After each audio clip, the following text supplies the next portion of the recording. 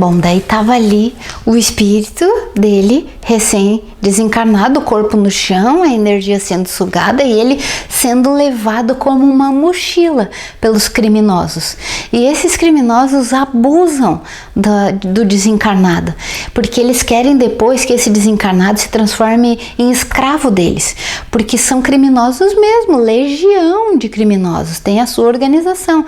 Tem gente que desencarna e fica com a família, tem gente que desencarna e fica direto no umbral, tem gente que fica por aí, tem gente que vira escravo e tem gente que vira criminoso, tem de tudo.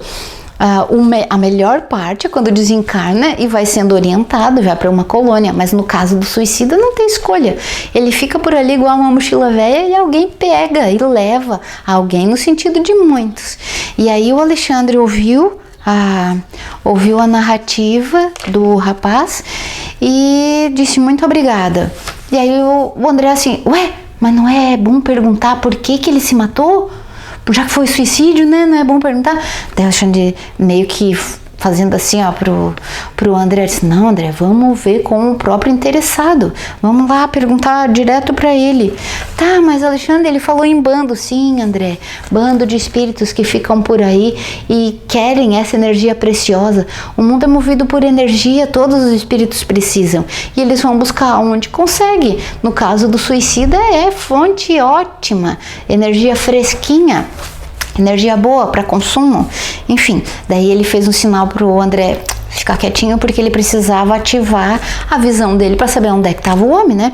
Daí eles se despediram ali, obrigado pro rapaz que tinha ajudado, e ele se concentrou e o André conta que parecia que ele tinha ido viajar mesmo, porque quando ele voltou ele disse, vamos, ele está aqui próximo.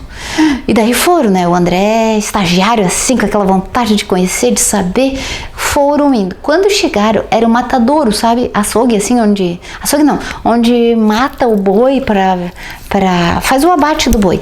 E lá, assim, naquela sangueira toda, o André disse que foi a pior cena que ele já viu na vida dele, que esses espíritos também vão lá nos bois recém-mortos pegar a mesma energia do sangue, e daí ele diz, o quadro era igual às cenas dos demônios, sabe que antigamente pintava assim os demônios e botava na Bíblia, aquelas cenas de Dante, do inferno de Dante, demônio, foi o que ele viu, um horror, as poças de sangue, a espiritualidade inferior pegando a energia do sangue, aspirando e sorvendo, tomando banho daquele sangue para ver se tinha energia por mais um tempo.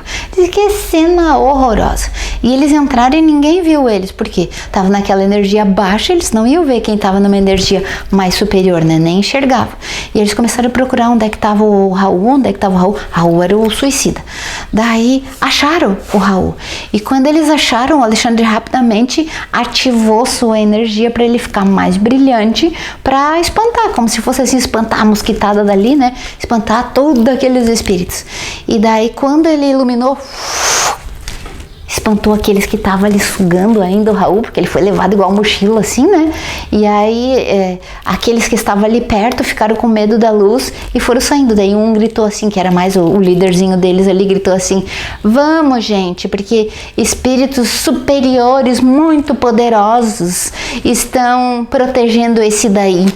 E ele falou assim, cínico mesmo, porque sabia que não eram muitos e que não eram tão poderosos assim. Mas o fato é que largaram o Raul ali e foram embora. Por um tempinho eles iam desocupar ali o lugar do matador.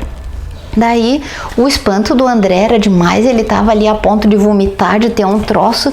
E aí o Alexandre teve que falar para ele, o André... considere com naturalidade, existem várias categorias de espírito, existem vários níveis de evolução, esse é o nível de evolução que eles têm, não é porque a gente já evoluiu um pouco mais que a gente tenha que ficar tão apavorado com a realidade da vida, é isso que acontece mesmo. Então, e aí daí ele voltou assim, ele disse, me reequilibrei e daí fui ouvir o que o Alexandre estava falando para o homem. Só que o homem estava fora de si, sabe? A pessoa assim, chapada, fora de si. Quando a pessoa tem as suas energias muito sugadas, ela fica fora, a cabeça não funciona, não tem como raciocinar, não tem como decidir, não tem nada. E era assim o estado desse homem. Aí o André disse, vamos acordar, ele tá dormindo, vamos acordar ele. Aí o Alexandre disse, tu não sabe, André, que bem se vê que você é pouca prática mesmo. Não foi com essas palavras, né? Foi com outra. Tu é pouca prática mesmo. Se a gente acordar ele vai acordar também pra dor e pro sofrimento. Ele vai se lembrar do exato momento que ele cometeu o suicídio e vai ser pior. Aí o André aproveitou e perguntou, tá, se a espiritualidade tá sempre ajudando, se tem sempre sentinelas e protetores por aí, por que não protegeram ele para esses espíritos aí não arrastarem ele assim, para não pegar as energias dele? Aí o Alexandre disse uma coisa que serve para nós também. Existe o livre-arbítrio. Se ele tivesse sido assassinado, ele receberia o benefício sim, mas ele mesmo atentou contra a própria vida. Ele fez o que quis, ele tirou a vida dele por vontade própria. Então ele não ganha proteção. Por vontade própria, ele acabou com a vida dele e aí ele fica sem proteção porque ele não merece. A gente só tem a proteção quando merece. E André concluiu, é mesmo, por merecimento da mulher dele, nós estamos aqui. Foi por causa da reza dela. Ela rezou, conseguiu que a Etelvina ajudasse. A Etelvina pediu para o Alexandre, o Alexandre veio até aqui e ele concluiu, meu Deus, uma oração de uma pessoa que tem merecimento vale muito. E é verdade. Então reze e faça merecimento para você. Vai fazer o bem para você merecer. Para quando você tiver uma ideia ruim como o Raul teve, você ter mérito de ganhar ajuda. Bom, o quadro era horroroso. Eles pegaram o Raul dali e levaram para um hospital de apoio. Quando chegou lá, o André achou muito chumbrega, assim, nossa, isso aqui é um hospital de apoio? E o Alexandre sempre tinha que falar, né, pro estagiário. É só um tempo de passagem, André. Aqui não é para ficar muito tempo, aqui é só um socorro mesmo. Isso aqui é quase que como um ambulatório. Daí lá, o Alexandre conseguiu mais pessoas para cuidar do Raul, porque quando ele acordasse, ele ia precisar a sentinela. Eles iam precisar ficar ali junto com ele, porque é o caso da pessoa enlouquecer. Depois que ela acorda assim do suicídio, ela se arrepende tanto, ela grita tanto, ela vive 1000 vezes aquela cena, e foi o que aconteceu com ele. Quando eles acordaram ele gritava, mas ele gritava tanto, como se fosse o momento que ele mesmo tirou a vida dele. Ele tentava subir nas paredes, ele dizia, socorro, eu tô morrendo, socorro. Louco. Foram 4 dias e o Alexandre sabia disso, por isso que chamou as outras pessoas, por isso que levou ele para aquele hospital de passagem. E as pessoas ficaram ali cuidando dele 4 dias, ele gritando naquela loucura até passar isso. E o Alexandre disse para o André ainda, são 4 dias, são 70 horas, depois a gente volta aqui, vamos cuidar agora o caso da Esther. Aí ele foi, deixaram ali o homem bem amparado e foram para o caso da esposa, que era boa, tinha merecimento e tinha rezado para receber esse merecimento. E lá o Alexandre conseguiu para ela uma ajudante. Olha só como quem faz o bem tem ajudante. Conseguiu essa ajudante para ficar com ela por mais de 2 semanas. Primeiro porque ela pediu um encontro com o Raul, ela queria ver o marido, ela queria ver se ele estava bem. Segundo porque ela precisava agora forças físicas e mentais para conseguir um emprego, para tocar a vida. E depois porque a casa dela era cheia de espíritos lastimosos por causa dos dois tios dela que eram tão lastimosos, ficavam só falando tristezas e mal-estar em vez de fazer alguma coisa de bom. Em vez de rezar, né?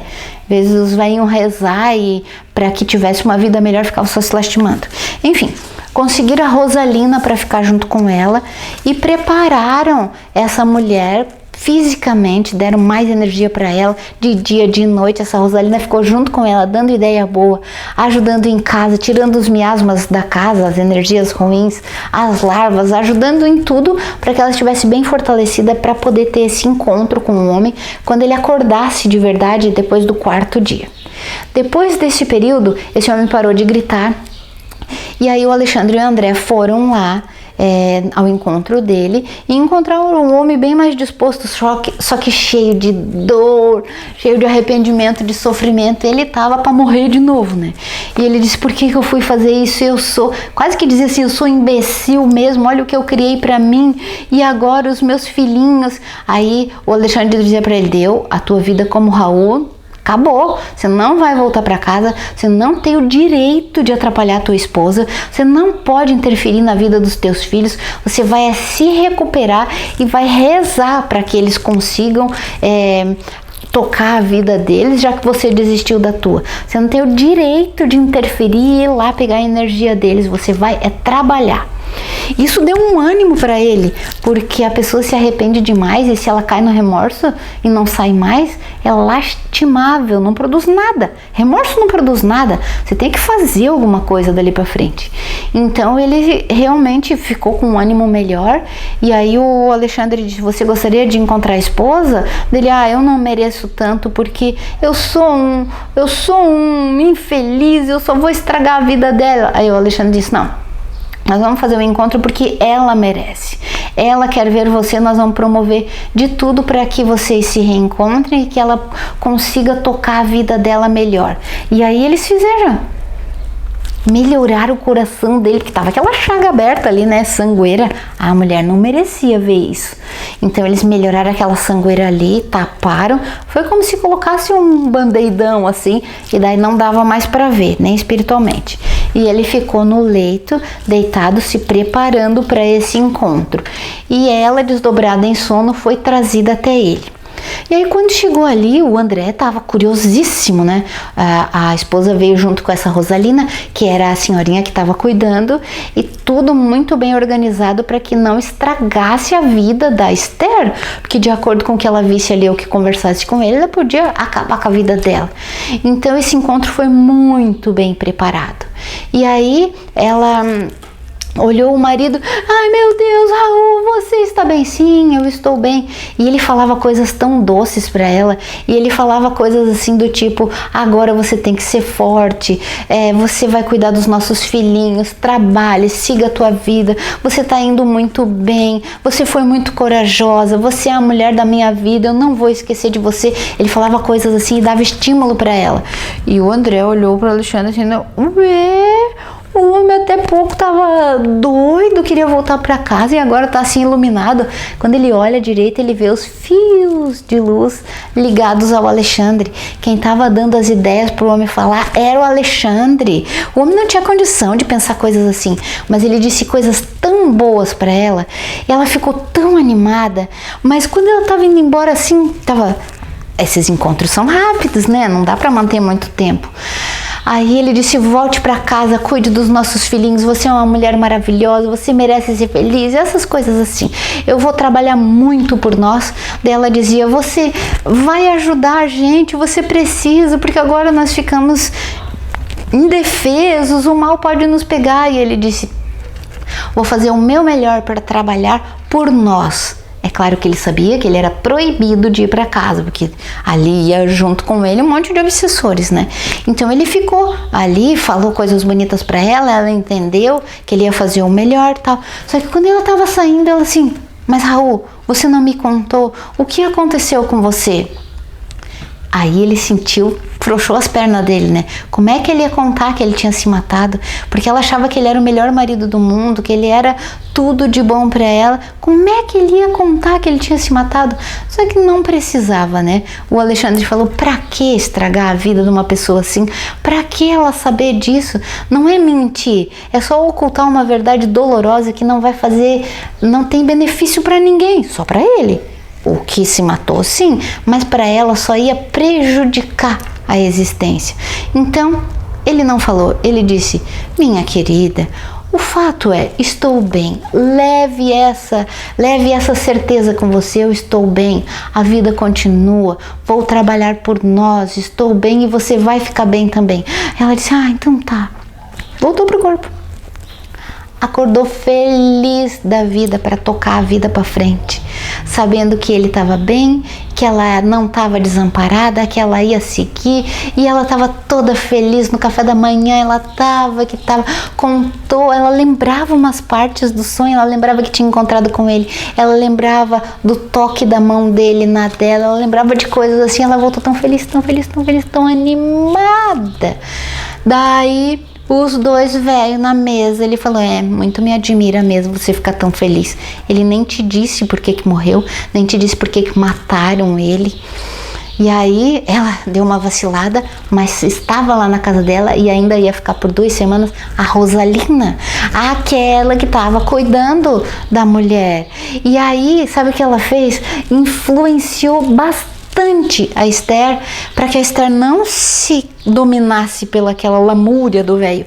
E daí ela falou assim: nós não precisamos saber o que aconteceu, meu tio, o importante é saber que ele está bem, o importante é saber que ele continua velando por nós, que ele vai trabalhar por nós, e a divindade, a bondade divina me permitiu ter esse encontro, que eu nem sei em que mundo que era aquele, mas eu tenho essa certeza no meu coração, o amor ainda existe, ele está bem e nós vamos crescer juntos, um dia nós vamos ficar juntos sim. Calou, velho. E aí ela ficou muito bem e a Rosalina também. E aí o Alexandre encerrou ali as atividades e disse para o André: olha, agora eu tenho outras ocupações, eu tenho que sair, se você quiser pode ficar acompanhando a família. Ele disse: eu quero, que ele queria saber o trabalho da Rosalina, que ela ainda ia ficar 2 semanas ali, produzindo até um emprego para a Encarnada. E não era qualquer emprego, ela queria um bom emprego, um bem remunerado, que a mulher ficasse segura. André, ele ficou tão impressionado com a história, e ele disse para o Alexandre assim: por que a gente não conta para a viúva que o marido dela não é tão bonzinho como ela pensa? E o Alexandre disse: para que, André? Para quê? O que isso vai melhorar na vida dela? Ela é uma pessoa justa, está vivendo a vida. Para que interferir na vida desses filhinhos? Se a gente conta a verdade, pode ser que a gente estrague a vidinha deles, tome um rumo que não precisava. O único que precisa arcar com as consequências é o próprio Raul, e ele vai fazer isso agora. Essa família merece crescer, ficar feliz, viver melhor. Por isso que nós vamos dar todo o amparo possível para eles, para que eles consigam seguir a vidinha deles, viu? Fica a dica para nós. Vamos melhorar. Vamos crescer, vamos viver melhor, vamos fazer as coisas mais direitinho para merecer coisas melhores, vamos rezar. Ai, gente, quanta coisa bonita nesse capítulo. Até o próximo.